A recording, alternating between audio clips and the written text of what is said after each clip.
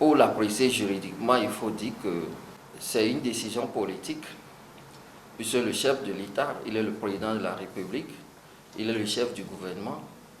C'est lui qui décide de l'opportunité des actes à poser, des décisions à prendre et des choix à faire de ses collaborateurs pour l'accompagner dans la mise en œuvre de la politique ou du projet qu'il a annoncé pour sa gouvernance. Et donc, dans le cadre de sa gouvernance, il a jugé opportun, en ce début d'année, de décréter la création d'un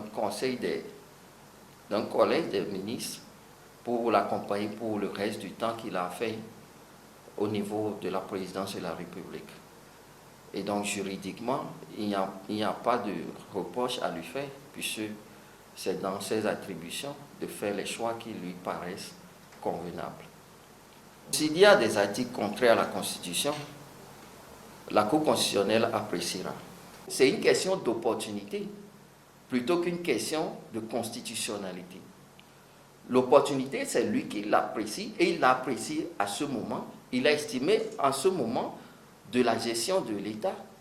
Il a besoin ou qu'il aurait besoin, puisque le collège n'est pas encore constitué, il aurait besoin de personnes qui vont renforcer sa gestion de la cité. Et donc, certainement qu'il a vu des faiblesses dans la gouvernance, des faiblesses dans l'équipe qui l'accompagne, ce qui l'a conduit, en fait, à mettre en œuvre ou à décréter ce texte-là.